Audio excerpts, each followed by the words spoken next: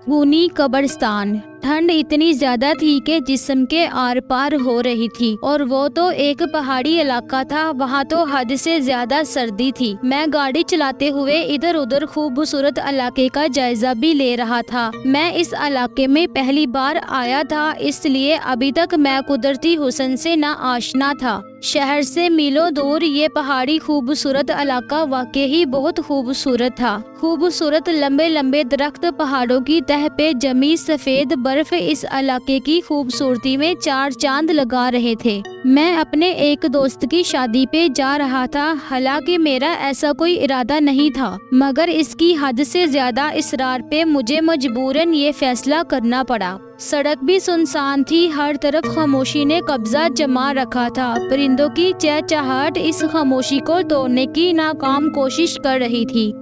अचानक बीच सड़क पे मेरी गाड़ी भी बंद हो गई, तो मुझे मजबूरन अपनी गाड़ी से नीचे उतरना ही पड़ा। मैं कोई प्रोफेशनल मैकेनिक नहीं था, लेकिन गाड़ी की छोटी मोटी प्रॉब्लम्स बड़े लंबे वक्फे के बाद बहरहाल मैं ठीक कर ही लेता था। मगर इस दिन अजीब बात ये हुई, गाड़ी की बज़ाहर हर शय ठीक थी, कहीं कोई भी खराबी मुझे नजर नहीं आई, पर गाड़ी बंद होने की वजह मेरी समझ से तो बालातर था। काफी देर जदोजहद करने के बाद मैं इस नतीजे पे पहुंचा कि गाड़ी में कोई बड़ी खराबी हो गई होगी, जो मैं तो अगली 100 जिंदगियों तक भी ठीक नहीं कर सकता। अजनबी इलाका था, अजनबी रास्ते थे, मैं तो यहाँ किसी शय से वाकिफ भी ना था। अगर कहीं कोई मोटर वर्कशॉप वगैरह था भी तो वो मेरे इल्म में तो ना था। ऐसे में मेरे पास सिर्फ एक ही ऑप्शन था, मैं अपने दोस्त को कॉल करके उससे इस सारे मसले से आगाह करूं।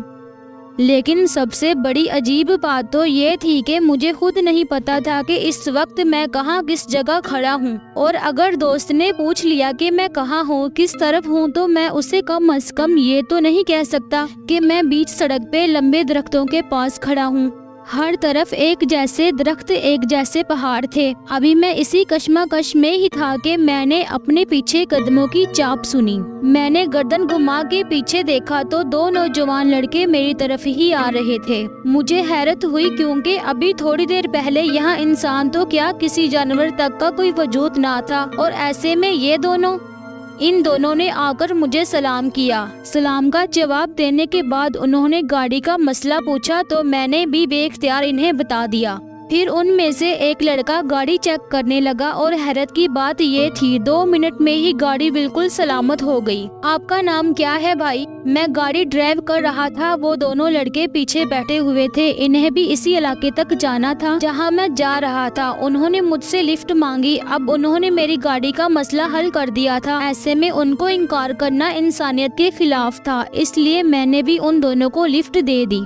कशिफ अली, मैंने जवाब दिया। मेरा नाम अहमद है और उसका नाम आसिफ। इस लड़के ने खुद ही अपना तारुफ करवाया। आप इस गांव में पहली बार आए हैं? अहमद ने एक और सवाल किया। हाँ, मैंने इस बार भी एक लफ्ज का जवाब दिया। एक तो मैं उन्हें जानता भी नहीं था, और दूसरा इस सुनसान सड़क पे वो दोनों कुछ भी कर सकते थे मेरे साथ। मुझे ये हमला करके मेरी गाड़ी भी छीन सकते थे। मेरे दिल में एक अजीब सा डर पैदा हो गया था, हालांकि वो शक्ल से बहुत शरीफ और पढ़े लिखे लग रहे थे। अब कार में बिल्कुल खामोशी थी, ना उन्होंने कोई सवाल किया और ना ही मैंने खुद से कोई बात शुरू की। एक बार मैंने बैक व्यूमर से उन दोनों को देखा। दोनों के चेहरों पे एक मुहम सी मुस्कुराहट थी, जिसका मतलब मैं नहीं समझ सका, और अगर उस वक्त मैं उन दोनों को गौर से देखता तो मैं समझ जाता कि वो दोनों।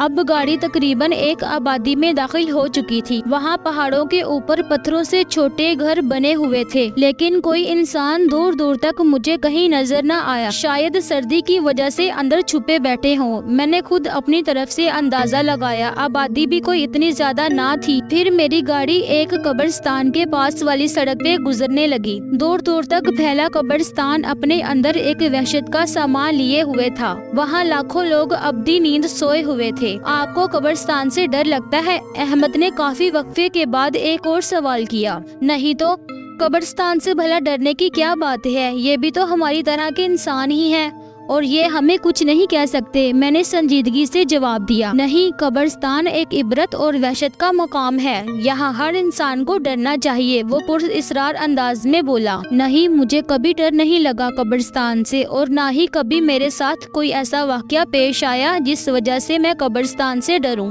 آپ کے ساتھ پیش نہیں آیا تو کیا، کسی کے ساتھ تو پیش آیا ہوگا نا۔ قبرستان میں خطرناک روحیں ہوتی ہیں۔ وہ اپنی بات پہ ڈٹے ہوئے تھے اور میں نے بے اختیار ایک کہا لگایا، یہ سب روحیں بھوت وغیرہ فلموں ڈراموں میں ہوتی ہیں، اصل زندگی میں نہیں۔ اچھا، آپ کے ساتھ کبھی پیش آیا ایسا کوئی واقعہ؟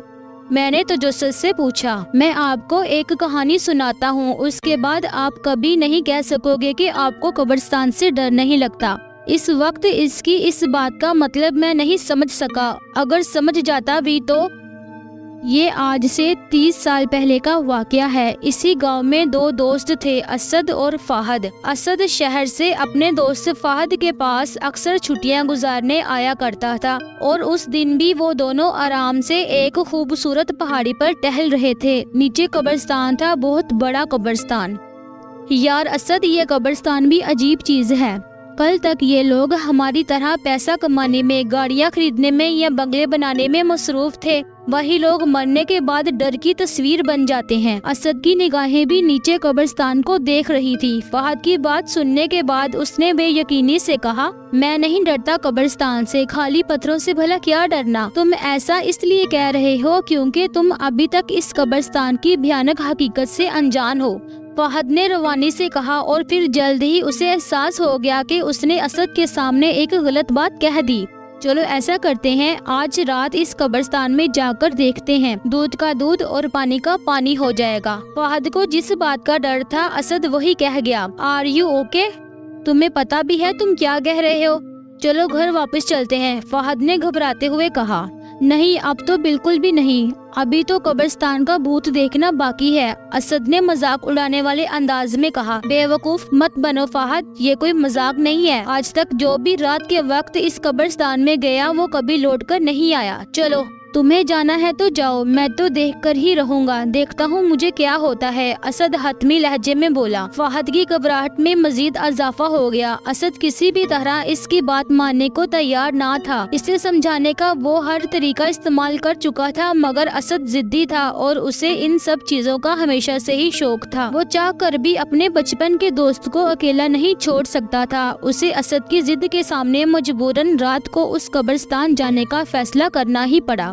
لیکن اس فیصلے کے باوجود وہ یہ بھی جانتا تھا کہ وہاں جانا کوئی معمولی بات نہیں۔ اس کا بھی دل تھر تھر کانپ رہا تھا۔ سورج کو کالی رات نے اپنے لپیٹ میں لے رکھا تھا، ہر طرف لرزا دینے والا اندھیرا تھا۔ وہ دونوں دوست زندگی کے ایک ایسے بھیانک موڑ پہ کھڑے تھے جہاں سے واپس لوٹ جانا مشکل نہیں، ناممکن تھا۔ وہ دونوں اس خطرناک قبرستان کے باہر کھڑے تھے۔ اس قبرستان میں لوگ رات تو کیا دن کی روشنی میں بھی آنے سے گھبراتے ہیں۔ جانے کون سا راز دفن تھا اس قبرستان میں؟ اچانک تیز ہوا چلی اور جیسے ہوا میں ایک آواز آ رہی ہو، لوٹ جاؤ، لوٹ جاؤ۔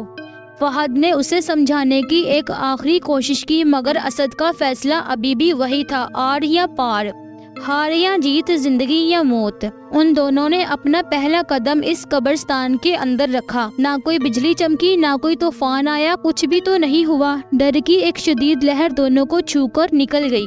سارا قبرستان سنسان تھا، دور دور تک کسی انسان تو کیا کسی پرندے کی آواز تک نہ تھی۔ دونوں کی نگاہیں ادھر ادھر متلاشی پھر رہی تھی، شاید انہیں کسی کی تلاش تھی، کسی جن بھوت جو انسانوں کو کھا جاتا ہو۔ رات کے 1 بج رہے تھے، انہیں وہاں ٹھہرے ہوئے 2 گھنٹے ہو گئے تھے، لیکن انہیں کچھ بھی نہ ملا، کوئی انسان، کوئی جن، کوئی بھوت، کچھ بھی نہیں۔ دیکھا، میں نے کہا تھا نا یہاں کچھ نہیں، گاؤں والے تو ایسے ہی بکواس کرتے ہیں، اسد نے فاتحانہ انداز میں فہد کی طرف دیکھتے ہوئے کہا۔ اچانک ایک کالی بلی بھاگتے ہوئے ان کے پاس سے گزری اور ہوائیں تیز تیز چلنے لگی۔ آسمان پر بجلی چمکی، جیسے کسی بہت بڑے طوفان کا پتہ دے رہی ہو، جیسے یہاں سب کچھ تباہ ہونے والا ہو۔ پھر اسد کی نظر اچانک سامنے والی قبر پر پڑی۔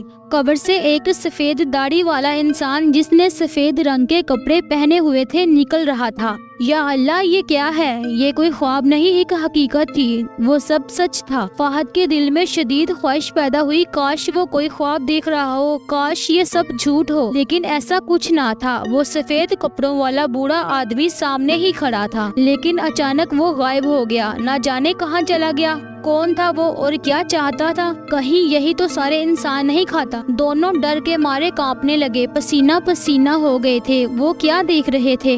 کیسی دنیا میں پہنچ گئے تھے؟ اسد اور فہد بھاگتے ہوئے اس قبرستان سے باہر جانا چاہتے تھے، لیکن وہ ایسا نہ کر سکے کیونکہ اس قبرستان کا کوئی دروازہ ہی نہیں تھا۔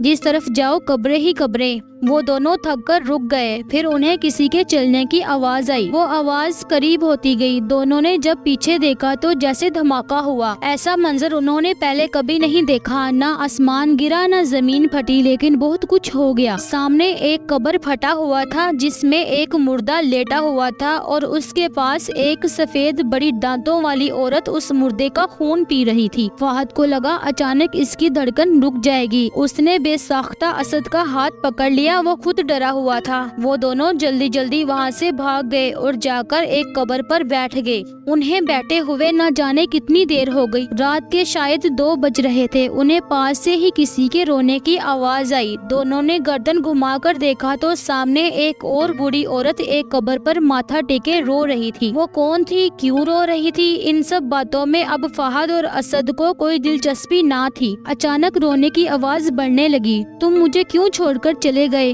کون ہے میرا تیرے بعد؟ اب میں اس قبرستان سے باہر کیسے نکلوں گی؟ بوڑھی عورت روتے ہوئے یہ باتیں بھی کر رہی تھی۔ ان کی باتیں سن کر اسد کو اس سے ہمدردی ہونے لگی۔ شاید وہ بھی ان دونوں کی طرح کوئی مسافر ہو، شاید وہ بھی یہاں آ کر پھنس گئی ہو۔ کون ہے آپ اور کیوں رو رہی ہیں؟ اسد نے ان کے قریب آ کر پیار سے پوچھا۔ اس بوڑھی عورت نے اپنی کوئی درد بھری کہانی سنائی، پھر اسد اور فہد کی ہمدردی پا کر وہ انہیں یہاں سے نکلنے کا راستہ بتانے لگی۔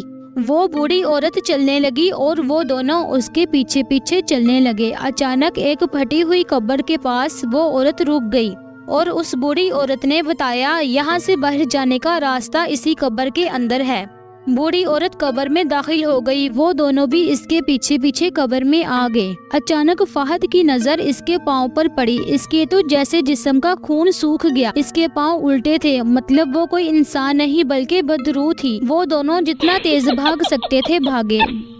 انہیں اپنے پیچھے اس عورت کے کہے سنائی دیے۔ 1 منٹ گاڑی روکے، میں احمد کی آواز پر چونک گیا۔ میں نے بریک لگا دی۔ احمد گاڑی سے اتر کر سامنے سڑک پر لگے پانی کے نلکے سے پانی پی رہا تھا۔ مجھے بھی پیاس کا احساس ہوا، گلا سوکھ رہا تھا۔ میں نے بھی گاڑی سے اتر کر پانی پیا، لیکن میری ساری توجہ اس وقت اس کہانی پر تھی جو احمد مجھے سنا رہا تھا۔ گاڑی میں واپس بیٹھ کر میں نے تجسس سے احمد کو ایک بار وہ واقعہ سنانے کو کہا۔ وہ ایک بار پھر شروع ہو چکا تھا۔ وہ دونوں وہاں سے بھاگ کر اس بھیانک قبرستان سے باہر نکلنا چاہتے تھے۔ ہوائیں تیز تیز چلنے لگی، رات کی تاریکی اور زیادہ گہری ہو گئی۔ قبرستان سے طرح طرح کی آوازیں سنائی دے رہی تھی۔ فہد اور اسد کے لیے یہ سب کچھ نیا تھا۔ آسمان پر تارے چمک رہے تھے، لیکن وہ زیادہ دیر دکھائی نہ دیے کیونکہ ان کی جگہ بادلوں نے لے لی۔ اچانک بادل زور زور سے برسنے لگے۔ ماحول میں ایک عجیب وحشت چھا گئی، لیکن وہ چلتے رہے کیونکہ ان کی منزل دور تھی، بہت دور۔ انہیں اس قبرستان سے باہر نکلنا تھا، کسی بھی طرح، کسی بھی قیمت پر۔ بارش اور تیز ہو گئی اور ساتھ ہی ساتھ برف باری بھی شروع ہو گئی۔ لگتا ہے قبرستان کو بھی علم ہو گیا کہ وہ دونوں یہاں سے بھاگنا چاہتے ہیں، اس لیے وہ ان کا راستہ روکنے کی کوشش کر رہی ہے۔ چلتے چلتے بہت دیر ہو گئی، وہ دونوں بہت آگے آ گئے، لیکن یہ قبرستان تو نہ ختم ہونے والا سلسلہ تھا۔ اچانک ایک قبر پھٹا، اس میں سے ایک سفید جسم نمودار ہوا۔ وہ دونوں ڈرتے ہوئے چلتے رہے اور ساتھ ساتھ ہی درود پاک بھی پڑھتے رہے۔ پھر کچھ آگے جا کر انہیں احساس ہوا کہ ان کے سر پر لاکھوں کالے کوے منڈلا رہے ہیں۔ ان کو اپنا آخری وقت دکھائی دے رہا تھا۔ اب معاملہ حد سے زیادہ سنگین ہو گیا تھا۔ ایسا لگتا تھا یہ سما بہت بڑا طوفان لے کر آئے گا۔ بھاگ جانا چاہتے تھے تم دونوں، موت سے بھی کبھی کوئی بھاگ سکا ہے؟ اور تم لوگوں کو لگتا ہے اس قبرستان سے بھاگنا اتنا آسان ہے؟ یہاں آتا انسان اپنی مرضی سے ہے، لیکن جائے گا وہ ہماری مرضی سے۔ یہ آواز نہ جانے जाने कहां से आ रही थी, लेकिन इनके दिल की धड़कन तेज करने के लिए काफी थी। आवाज फिर से आना शुरू हो गई। 21वीं सदी के इंसानों, तुम लोग क्या समझते हो कि जिन भूत कुछ नहीं होते? अगर तुम लोग ये समझते हो तो तुम सबसे बड़े बेवकूफ हो। फिर आवाजें आना बंद हो गई। बारिश भी थम चुकी थी। माहौल एकदम खामोश था, लेकिन अक्सर खामोशी अपने अंदर एक बहुत बड़ा तूफान लिए खड़ी होती है। भागते भागते अचानक वो दोनों रुक गए। हर तरफ सफेद कफन में मलबूस बदरूहें खड़ी थी। वो रूहें बहुत भयानक थी। उनके लंबे दांत मुंह से बाहर निकले हुए थे। उनके मुंह से खून टपक रहा था और ऊपर आसमान पर काले कवे मंडला रहे थे। अचानक एक बड़े कद वाली रूह आगे बढ़ी उन दोनों को मारने के लिए। वो दोनों पीछे की तरफ भागना चाहते थे, मगर पीछे भी वही बदरूहें थी। उन लोगों के लिए निकलने का हर रास्ता बंद हो चुका था। बड़े कद वाली बदरूहों ने आगे बढ़कर असद को अपने हाथों से उठाकर एक कब्र में डाल दिया और कुछ बदरूहें असद का खून पीने लगी। फहद चिल्लाता रहा, मगर उन्होंने उसकी एक न सुनी और थोड़ी ही देर में असद अपनी जान से हाथ धो बैठा। फिर अचानक वो सब गायब हो गई। वहाँ इस कब्रिस्तान में कोई ना था। फहद असद की लाश पर सर रखकर रोने लगा। क्यों रो रहे हो फहद? इसने गर्दन उठाकर देखा। सामने असद जिंदा खड़ा कह कहे लगा रहा था। उसने एक नजर सामने पड़ी लाश को देखा और एक नजर असद की रूह को। वो ये खौफनाक मंजर देखने की हिम्मत न कर सका और दिल का दौरा पड़ने से वो वहीं असद की लाश पे गिर गया। वो दोनों दोस्त अपनी जिंदगी की बाजी हार चुके थे। अगली सुबह गांव वालों ने उन दोनों की लाशें कब्रिस्तान में देखी और आज तक किसी को पता नहीं चल सका इस भयानक कब्रिस्तान के अंदर उन दोनों के साथ क्या हुआ। अहमद ने अपनी कहानी खत्म की। मैंने बेयकीनी के साथ उसे देखा और एक सवाल मेरे जहन में बिजली की तरह आया, जो मैंने अहमद से पूछा। वो दोनों तो मर गए थे, फिर जब किसी को नहीं पता चला कि कब्रिस्तान के अंदर उस अंधेरी रात में क्या हुआ था उन दोनों के साथ, तो तुम्हें कैसे पता? उन दोनों ने मजमूई कहा लगाया। मैंने बैक व्यूमर से उनको देखा, क्योंकि वो असद मैं हूँ और वो फहद ये। वो दोनों एक बार फिर कहे लगाने लगे। मैंने अचानक ब्रेक पे पाँव रखा, फिर यकदम कार में खामोशी छा गई। मैंने बैक व्यूमर में देखा, वो दोनों मुझे नजर न आए। तेजी से गर्दन घुमाकर मैंने पीछे देखा तो वो दोनों सीट खाली थी। मेरे जिस्म से जैसे सारा खून खुश्क हो गया। मैं हैरत से मुंह खोले इन खाली सीटों को देख रहा था। रीढ़ की हड्डी में एक हल्की सी लहर दौड़ गई। मैंने माथे का पसीना पोंछते हुए बेख्तियार सी कैफियत में एक बार फिर गाड़ी वापस उसी रास्ते पे मोड़ दी जिससे मैं अभी सफर करके आया था। लेकिन मुझ पे हैरतों के तूफान इस वक्त टूटे जब मैंने इस जगह को देखा जहाँ पानी का नलका लगा था, जहाँ से हमने पानी पिया था। वो वहाँ कोई नलका नहीं था, बल्कि एक लंबा पीपल का दरख्त था। मुझे अपना सर घूमता हुआ महसूस हुआ। फिर जब मैं इस कब्रिस्तान तक पहुंचा जहां दूर दूर तक कब्रें थी, वहां कोई कब्रिस्तान ना था। वहां लोग खेतों में काम कर रहे थे। एक गहरा सांस लेकर मैंने एक बार फिर से अपना सफर शुरू किया और ये मेरी जिंदगी का सबसे खौफनाक सफर था। और इसी के साथ